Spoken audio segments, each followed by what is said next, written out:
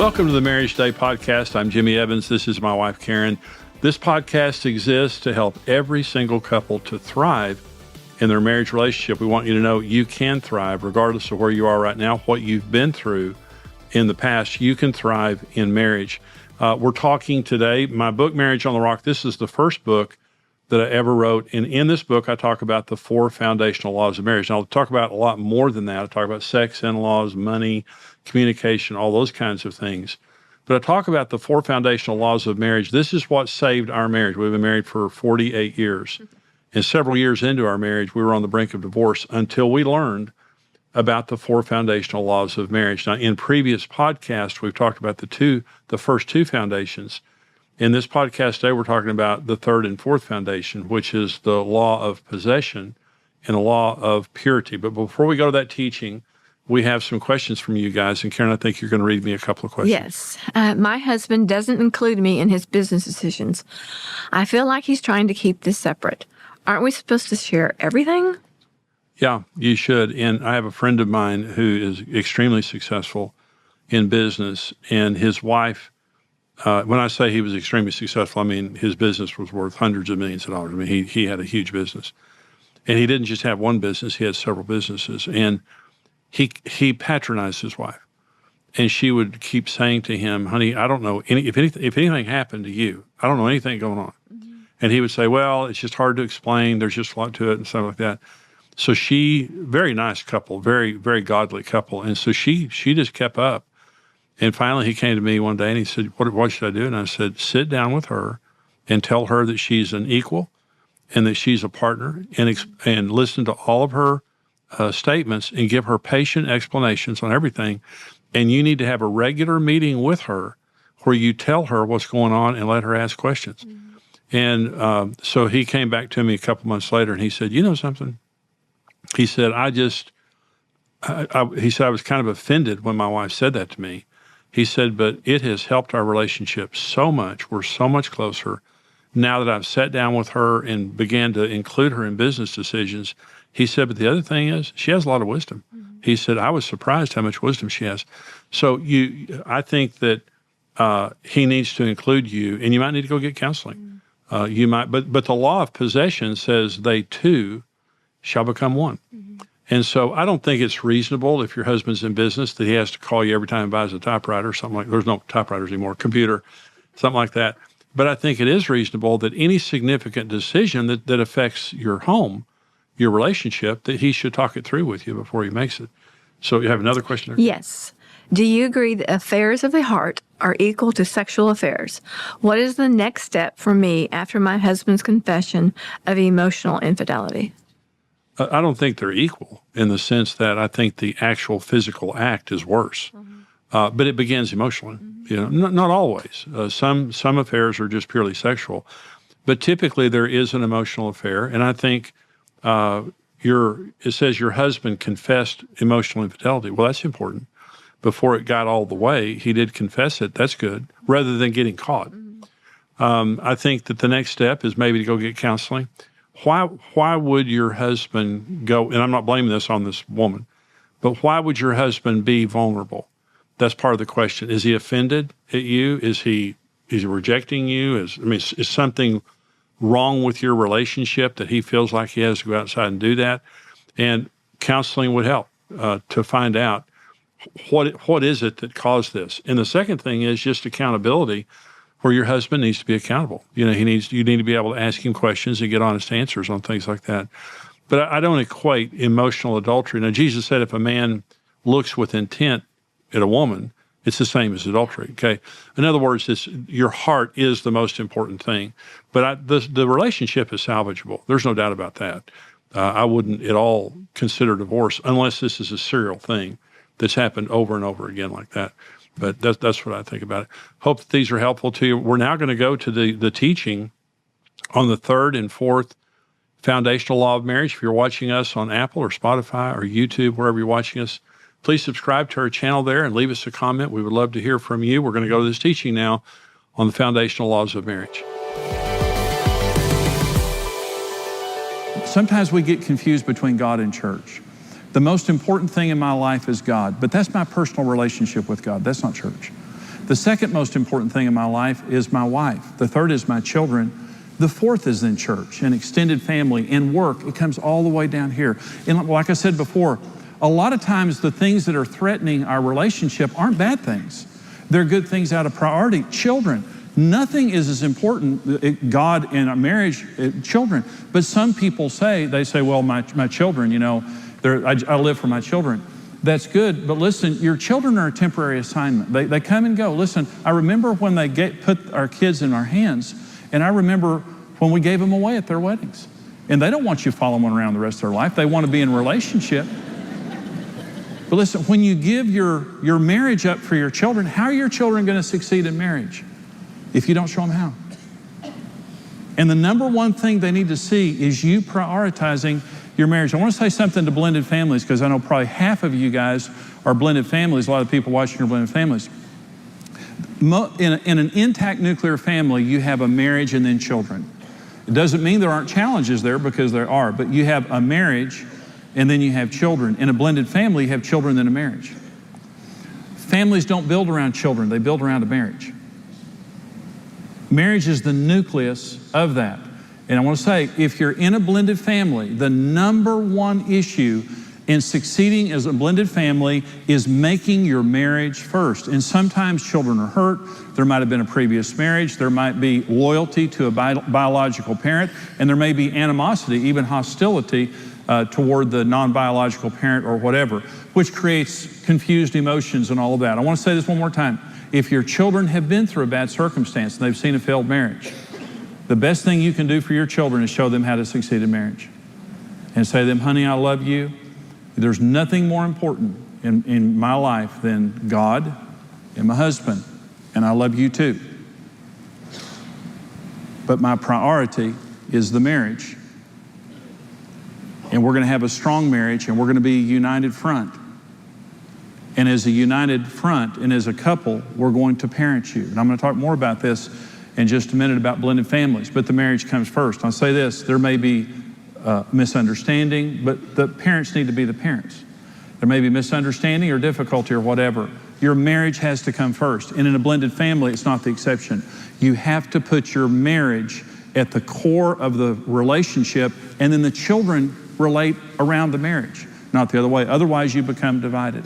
The number one law of marriage is the law of priority. It only works in first place. Let me say this. It's a challenge, and some of you may be violating that law, and your spouse is complaining. They feel jealous. And they're complaining about your work. They're complaining about the kids. They're complaining about this or that. Not bad things, just good things out of priority. What your spouse needs to hear from you in real terms is, I'll make any changes in my life I need to make. But except for Jesus Christ, you are the priority in my life. It's not a principle that's for a few. It's a law. It's the only way that marriage works. Number two, law of marriage is the law of pursuit. A man shall cleave to his wife. Marriage is work. You have to work at it. It's some people, a lot of people have misconceptions about marriage. When it says a man shall cleave unto his wife, the word cleave there means to pursue with all energy. It means to cling on to. It's an energetic word. And so from the very beginning, God told us marriage is work. You have to work at it. When you fall in love, you work at the relationship. When I was 16 years old, I asked Karen out. We were 16 years old. We went to elementary and junior high school together, but we didn't know each other. In high school, we started dating when I invited her to a Three Dog Night concert. And 1969 or so. I had a 1969 Dynamic 88 Oldsmobile that my mother wrecked and gave to me. She did that with all my brothers. She wrecked a car and gave us the car that she wrecked and got herself a new one. And I worked at Scrub-A-Dub Car Wash when I asked Karen out, and I had hair down to here, and I was kind of a hood and everything. So I asked her out, but when I asked her out, I remember that I just knocked myself out before I picked her up. I washed my car that day, and I always pulled up on the good side of the car. It was months before she knew my car was wrecked, because I always pulled up on the good side of the car.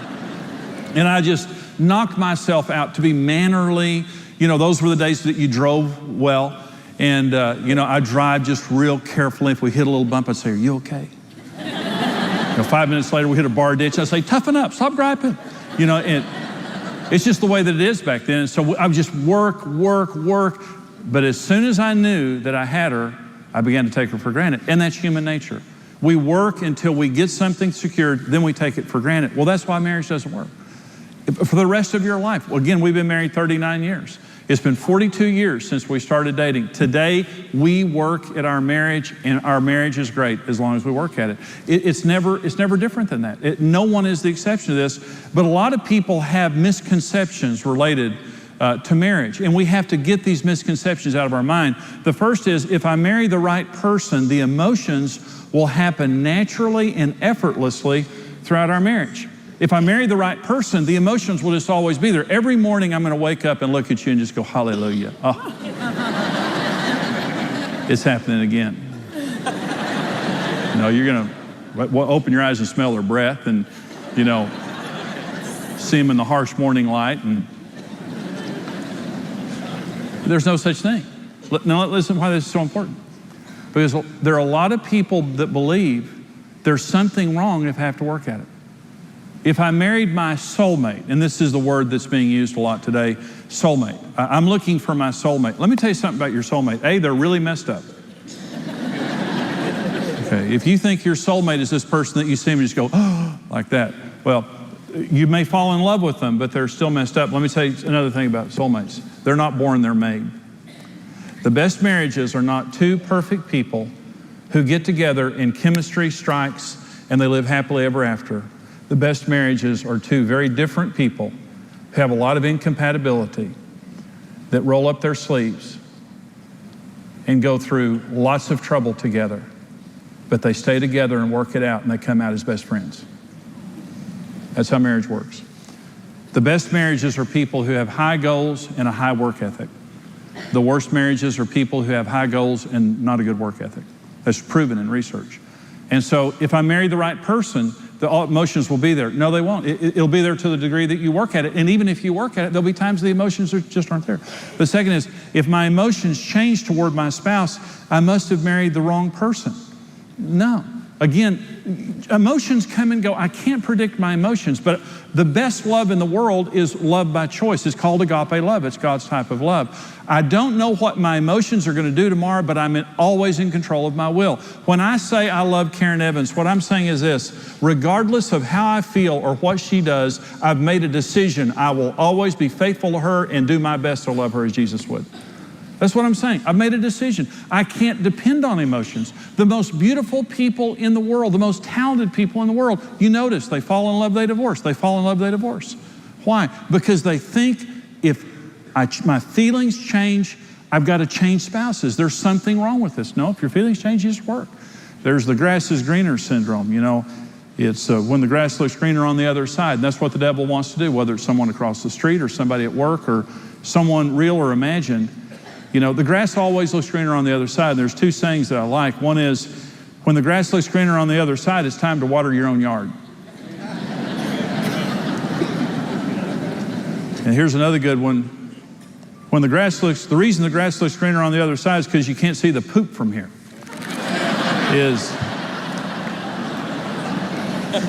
Everybody looks good from a distance, but live with them for a while. And then you'll see that it's not as good as you thought it was. Everybody looks good from a distance, but when you have to live with that individual, then you see all their issues up front. Let me say, that's when you know my best friends are not the people who love me in the good times. My best friends are the people who know all the dirt and still love me anyway. That's right. Right? And those are the kind of friends you want. Karen and I have been together for a long time. I think we've seen everything, but maybe we haven't. But I can tell you this, we're still together. And that's what love is. It's not the emotion. And we believed that we married the wrong person, but we stuck it out, and we know that God put us together. Number 3, misconception of love and romance. Positive events, experiences, and actions should fuel the relationships and our emotions long term. In other words, if we take a trip to Hawaii, or if we have a big Valentine's weekend or whatever, that's going to last for a long time. And that's not true. Marriage operates on the manna principle. The children of Israel woke up every morning when they were in the wilderness, and for 40 years, every day manna was there, and God said, you can't accumulate it. You can only pick up 1 day's worth, except before the Sabbath, you can pick up 2 days' worth.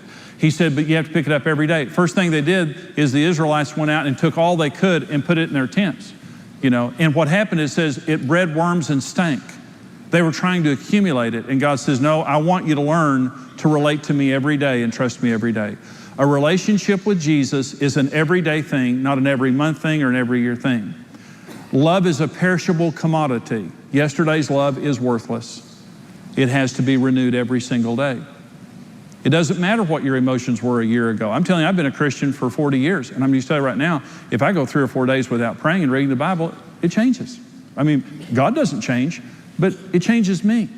I've got to have a daily relationship with God. The love and the passion that I have for God, it has to be something that's expressed daily, not monthly, not annually. Same is true with Karen. Marriage is a daily thing that we need to love each other every day. Now, men are the worst. Women kind of get that, but men are the worst related to this because men think in terms of points. How many points do I have in the bank? And I'm in trouble, so how can I accumulate some big points in a hurry to get out of trouble? And men and points. So here are how men kind of think about points. Here are the big points for men. Date, that's good points. Flowers, always a winner. Card, jewelry's big, big, big, big. Housework, trip, giving up a sporting event, taking care of the kids, going shopping with her. The ultimate now is going to a girl movie where there's no killing. And that's the ultimate, like that. You're in love when you're willing to do that. I went to see The Horse Whisperer with Karen, and I just thought I was going to die. I really did. But some men say that point system. Yeah, great. Okay, here's the way it works. So you take her on a trip, you do something big for her, and you're thinking, man, that was big, that cost a lot of money, that's going to last for a long time. All points evaporate at midnight, every night.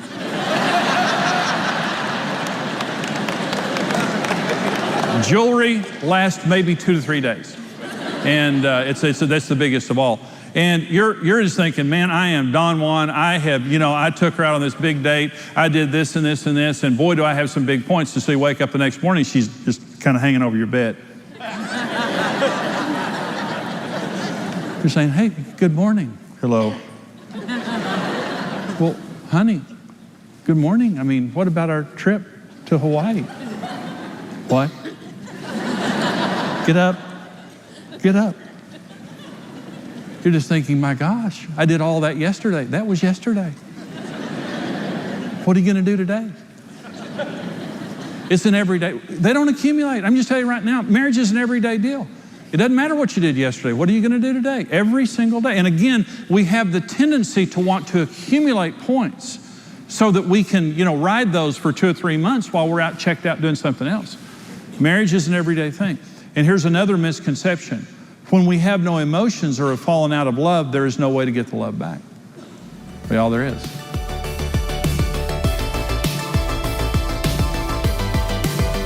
Hey, this is Brent Evans with XO Marriage, and I want to thank you for listening to the Marriage Today podcast. We believe your marriage has a 100% chance of success if you do it God's way. If you enjoyed today's teaching and want to keep learning, hey, subscribe to the Marriage Today podcast and take some time to leave us a review. Your reviews help us spread the word and can encourage someone else in need. For more great marriage content, check out xomarriage.com, where you can see all of our marriage building resources, articles, and live events.